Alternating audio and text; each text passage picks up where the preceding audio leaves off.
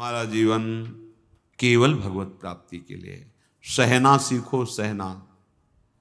हर बात अंदर ही अंदर दबा के जला दो, उसे बाहर प्रकट मत करो। बात समझो, ये अध्यात्म है।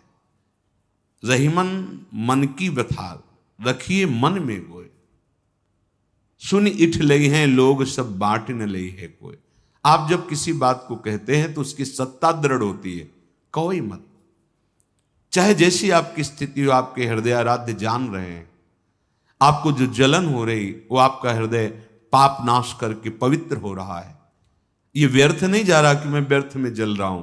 नाम जप कर रहे हो, आपका हृदय किसी भी विषय को लेकर जल रहा है, वो पवित्र हो रहा है। बस बोलो मत, चेष्टा मत करो, शांत हो जाएगा, निर्मल हो जाओगे। यही उपाय है। शांत करने चलोगे तो ऐसे दलदल में फंस जाओगे कि फिर वो अशांति तुम्हें पता नहीं किस जन्म में अवसर मिले उससे निकलने का। प्रार्थना मान लीजिए, इस मन की जलन को जो सह गया उसी की भक्ति बड़ी है, और बढ़ी हुई भक्ति अजित को जीत लेती है। सहित सहित बाढ़े भगति गृह तन गुरुहित गार। अपना सर्वस्व गुरुदेव भगवान के चरणों में अर्पित करके उनकी आज्ञा के अनुसार चल रहे, बस प्रभु दूर नहीं है। समर्पण का भाव, अहम समर्पण में सर्वस्व समर्पण हो जाता है। उपासक को हर समय सावधान रहना होता है, क्योंकि ये बहुत बड़ा युद्ध है। परमार्थ में चलना, अध्यात्म मार्ग में चलना, भगवत प्राप्ति का लक्ष्य होना एक बहुत बड़ा युद्ध है। किसी और से नहीं, अपने मन से। अभी हम मन को अपना मित्र मानकर या मैं मानकर वर्ताव करते हुए प्रपंच में फंस गए, दुर्गति हो गई। सत्संग से प्राप्त विवेक के द्वारा जब हमें ये पता चला कि मायाकृत नानात्व में मेरा मन ही मुझे अधीन किए हुए है, तो हमें अपने परम बल का आश्रय लेने की भावना उदय हुई। हमारे परम बल हैं प्रभु। जब तक आप इनका आश्रय नहीं लेंगे तब तक मन की गुलामी से मुक्त नहीं हो सकते। ये हृदय की बात है, समझ लीजिए। जब तक भगवद आश्रय नहीं लेंगे तो मन की गुलामी से मुक्त नहीं हो सकते। और सारा का सारा बंधन इसी मन से है। मन को हमने स्वीकार किया है, मेरा भाव से या सीधे मैं भाव से। बहुत उल्टा हो गया। जो बुद्धि निर्णायक है, मन ने बलात् उसको अपने अधीन कर रखा है। जो मन इंद्रियों को शासन में ले सकता है, तो इंद्रियां बलात् मन को अपने अधीन कर लिए हैं। जो इंद्रियां निर्विषय होकर प्रभुमय हो सकती हैं, विषयों ने बलात् उनको आकर्षित कर रखा है। सब उल्टा हो गया है। होना यह चाहिए था कि बुद्धि के अधीन मन और मन के अधीन इंद्रियां और इंद्रियां भगवत अर्पित। एक एक चेष्टा, एक एक चिंतन केवल प्रभु के चरणों में। सब उल्टा हो गया है। इसी से हमारी समझ बिगड़ गई है। हम ईर्ष्या से, द्वेष से, राग से, नाना प्रकार की ऐसी रस्सियां हैं जिनसे अपने को जकड़ते जा रहे हैं। और मन इतना जलाता है कि हम उसे सहन नहीं कर पाते। क्यों? क्योंकि महाबल प्रभु का सुमिरन छूट गया। एक एक शब्द पकड़ लेना। जिस समय आप जल रहे होगे उस समय कोई वस्तु, व्यक्ति, स्थान आपके चिंतन में होगा जिसका संबंध राग या द्वेष से होगा। उस समय भगवत विस्मृति है। अगर उसमें भगवत भाव हो तो राग द्वेष नहीं रहेगा, राग द्वेष नहीं रहेगा तो हृदय जलेगा नहीं, हृदय अशांत नहीं होगा। सत्य विषय है, एक ही भगवान विविध रूपों में लीला कर रहा है। हमें बचना है राग और द्वेष से। हमें मन की जलन को अपने में नहीं मानना है। लाख समझाओ पर वो समझ में नहीं आ रहा। भगवान कृपा करें और आप अपनी बुद्धि को सत्संग के वाक्यों के द्वारा मार्जन करें। अपवित्र हो गई है, मल लग गया है। पवित्र बुद्धि होगी तो प्रकाश प्रकट हो जाएगा ज्ञान का। किससे द्वेष करते हो, किससे जलते हो, क्यों जलते हो? अपने अंदर प्रश्न करो। जब जिसकी हम प्राप्ति के लिए निकले वही सब रूपों में है, फिर हम जलन क्यों, फिर द्वेष क्यों, एक की प्रशंसा एक की निंदा क्यों? इसी अज्ञान को तो दूर करने के लिए परमार्थ मार्ग में आए हैं। हमारा मन जब जनेन्द्री के साथ होता है तो काम भाव को प्राप्त हो जाता है, नेतेंद्री के रूपाशक्त होता है, मोह भाव को प्राप्त हो रहा है। एक एक इंद्री। उस समय आपका भजन कहां गया था? सत्य देखना, उस समय क्या आप प्रभु के चिंतन में थे? प्रभु का नाम चल रहा था? नहीं। फिर कैसे उपासक हो? शास्त्रों बार सत्संग में सुन चुके, हानि हरिवंश के नाम अंतर परे, लाभ हरिवंश उच्चरत बानी, तब सुख हरिवंश गुण नाम रसना रटत, और बहुवचन अति दुख दानी। नहीं समझ में आ रहा? नाम छूटा, कोई न कोई वृत्ति फंस जाएगी, राग से या द्वेष से। बड़ा मुश्किल होता है छुटाना। वो उपासक ही जानता है, संसारी व्यक्ति क्या जाने। वो तो मनोरंजन में ही अपना जीवन नष्ट कर रहा है। जो उपासक सच्चिदानंद की प्राप्ति के लिए, वो समझता है इस युद्ध में कैसी पीड़ा होती है। बहुत सावधानी। हानि हरिवंश के नाम अंतर पड़े, ये बहुत बड़ी सावधानी की बात है। नाम चल रहा है तो कोई भी विकार स्फुरित होगा, नष्ट हो जाएगा, वो अपना संस्कार नहीं बना पाएगा। पर आप नाम का कितना आदर करते हैं?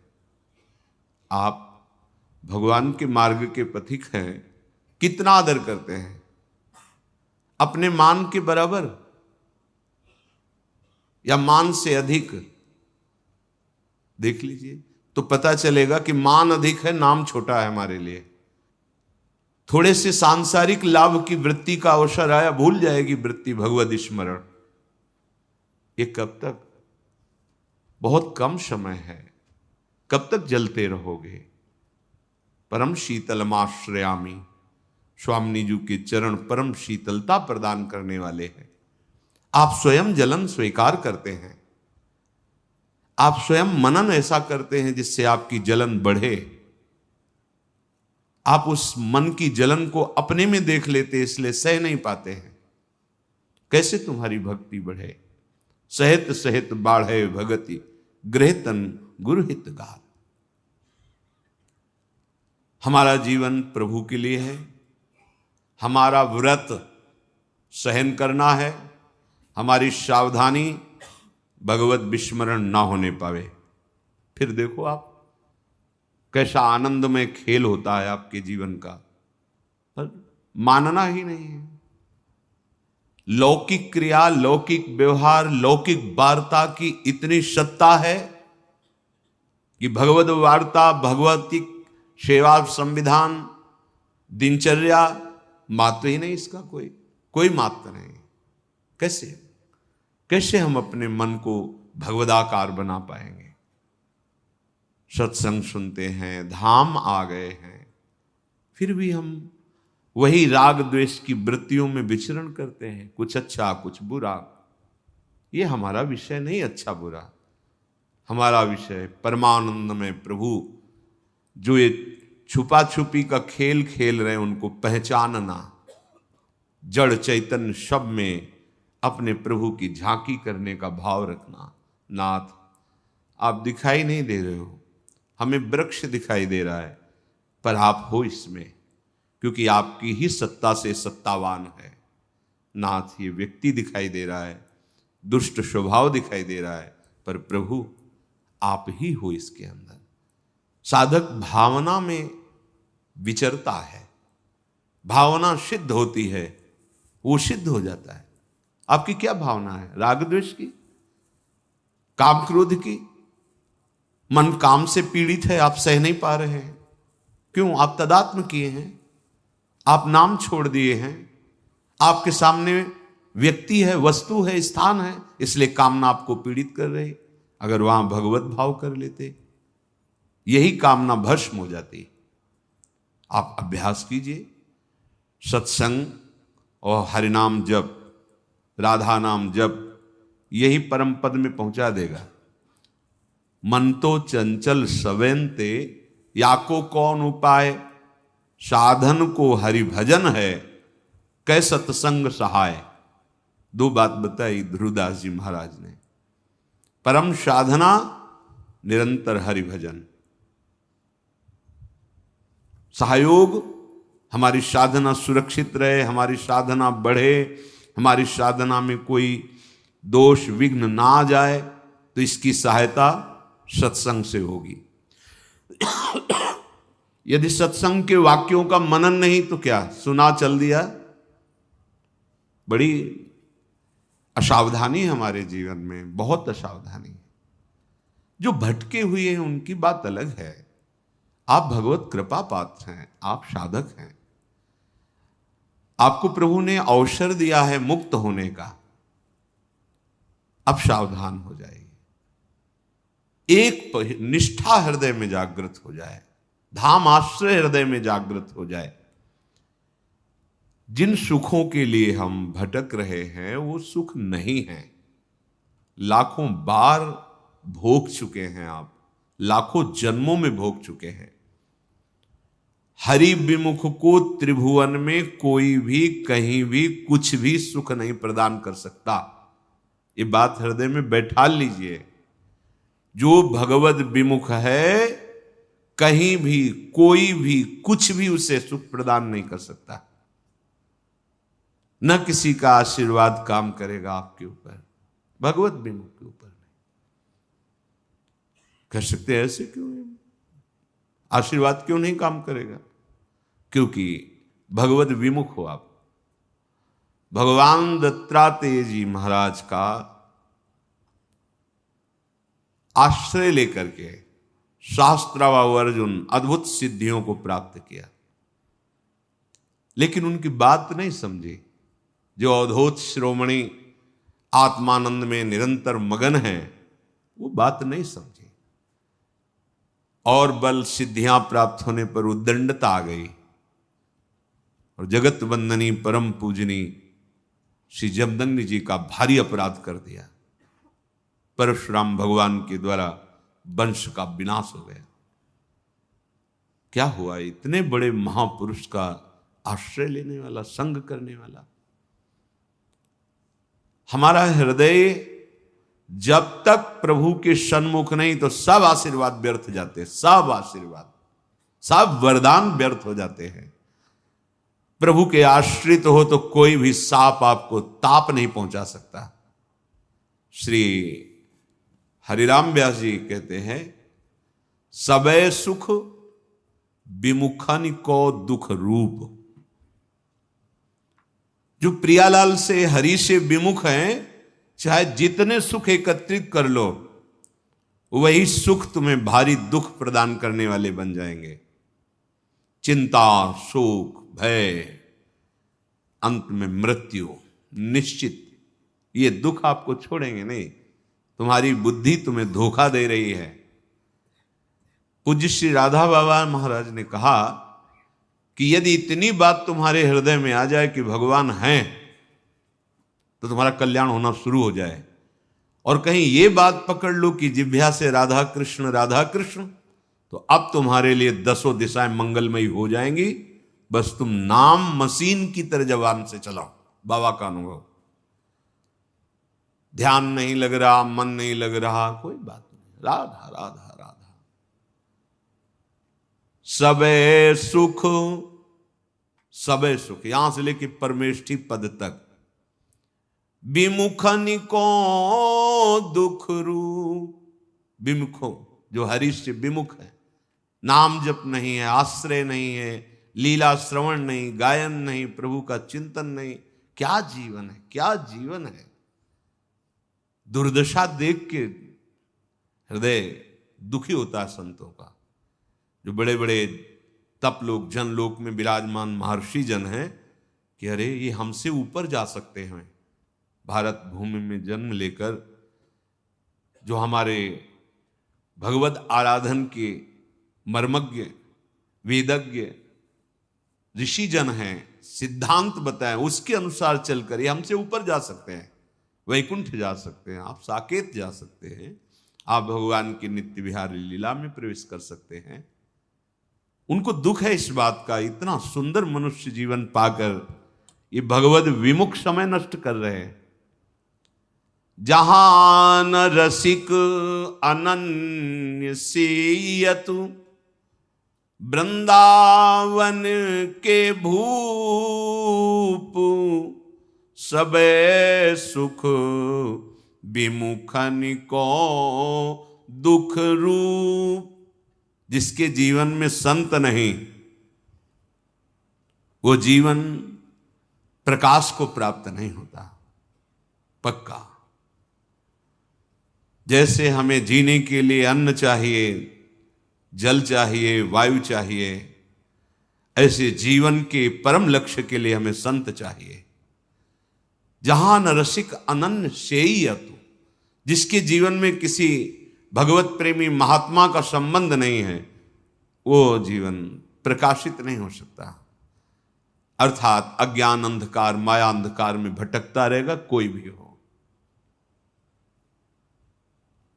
समस्त आसक्तियों को नष्ट करने की सामर्थ्य भगवत प्रेमी महात्माओं के वचनों में होती है। उनके वचनों का आदर पूर्वक पालन करने पर वृंदावन के भूप श्री वृंदावनेश्वर, श्री वृंदावनेश्वरी युगल लाडले परिचय में आ जाते हैं, अपने जीवन लगने लगते हैं। फिर उनका स्मरण करना नहीं पड़ता, वो स्मृति बन के बैठ जाते हैं। मान लीजिए, स्मरण करना और स्मृति में बैठ जाना, स्मृति में बैठ जाते हैं। कब? जब रसिकों का, अनन्य रसिकों का, भगवत प्रेमी महात्माओं का संग, जिसके जीवन में संत नहीं, अज्ञान अंधकार में भटकता ही रहे, क्यों म्यों ये वो। आंखें हैं, देखो खोलकर, कौन है संपूर्ण सृष्टि का विधाता? कौन है? कोई तो है। जब कृति है, रचना है, तो रचना करने वाला भी है। जब ये सब प्रगट है, तो प्रगट करने वाला भी कोई है। वही हमारा स्वामी है, उसी के हम अंश हैं, या वही हमारी आत्मा है। हरि राम व्यास जी कह रहे हैं, संतों का संग नहीं हुआ, प्रभु का आश्रय नहीं हुआ, तो उसके हृदय में दया नहीं होती। दया के बिना हृदय कठोर, कठोर हृदय में ही सारे विकार। दया, द्रवित हो जाना, दूसरे के दुख को देखकर कैसे निवृत्त हो, ये कैसे सुखी हो, इसका कैसे मंगल हो। संतों की जो दृष्टि होती है वो परम दुख निवृत्ति के लिए होती है। वो पत्ते नहीं काटते, वो जड़ उखाड़ते हैं। हमें कोई बीमारी हुई, डॉक्टर के पास गए, उस बीमारी की औषधि दे दी, बीमारी ठीक हो गई। फिर हमसे ऐसे कर्म हो रहे हैं कि और नए हमें दुख मिले। उस बीमारी की, उस दुख की जड़ क्या है जो सदा सदा के लिए खत्म हो जाए? बोले वो है अज्ञान, वो है अविद्या, वो है भगवद विमुखता। संत जन कृपा करके भगवान के सन्मुख कर देते हैं।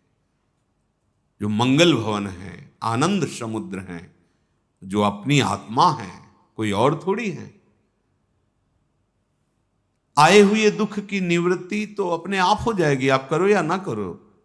जैसे दिन है तो अपने आप रात्रि में बदल जाएगा, रात्रि के बाद दिन आ जाएगा, बदलना है उसको।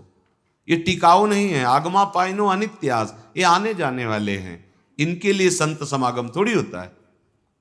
सत्संगति संस्कृति कर अंता, आवागमन के चक्र का ही नाश कर दे, भव रोग को जड़ से मिटा दे, उसे सत्संग कहते हैं।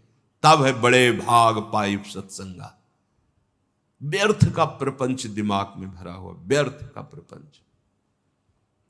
जब तक इसे आप छोड़ेंगे नहीं आग्रह, तब तक संत वचन आदर सहित स्वीकार ही नहीं कर सकते। जब ये वचन ही स्वीकृत नहीं हुए तो आपका मिलना, आपका बैठना कोई खास बात नहीं हुई। वचन स्वीकार करना। जब तक वचन स्वीकार नहीं करेंगे तो आपसे उपासना नहीं बनेगी। शुद्ध उपासना के बिना अहम का नाश नहीं होता, दैन्यता नहीं आती। तो बिना दीनता के बंधन ही बंधन है। जब विचार करके देखते हैं तो लगता है कि हम जिसे साधन समझ रहे थे वो भी तो बंधन है। शुभ कर्मों की तरफ माना अशुभ कर्मों की निवृत्ति, और शुभ कर्म तो करता तो है, बचा ही ना, करता तो है ही ना। जब करता है तो भोगता तो होना ही पड़ेगा, अवश्य में भोक्तव्यम। जब शुद्ध विचार जागृत होता है तो ये तारे हमको भगवत प्राप्ति करनी है, शुभ नहीं इकट्ठा करना। ये शुभ का भी बंधन त्यागना है। तो फिर भगवत प्राप्ति किससे होती है? दैन्य भाव से भगवान की शरण होकर निरंतर नाम जप करते हुए। जो भी है भगवद अर्पित है। जीवन, हमारा चिंतन, हमारा बाहरी व्यवहार, इससे भगवत प्राप्ति होती है। जब हम कोई दान पुण्य, कोई सुकृत करते हैं तो एक हृदय में गुदगुदी होती है, आम होता है, मैंने ये किया, वो शुभ कर्म हुआ, शुभ कर्म, उसका एक फल मिलेगा, वो भी बांधने वाला होगा। नहीं नहीं, इसीलिए जब उत्तम भाव जागृत होता है तो शुभ अशुभ दोनों कर्मों से वो ऊपर उठ जाता है। अब भगवत प्रेरणा से जो हो रहा है वो करता नहीं है, उसका उसे कोई फल नहीं चाहिए। निरंतर भगवत स्मृति और सारे कर्म भगवत प्रसन्नता के लिए हो रहे हैं शास्त्राज्ञा के अनुसार। अब जीवन मुक्त हो जाएगा। इसलिए हमारा जीवन केवल भगवत प्राप्ति के लिए। सहना सीखो, सहना।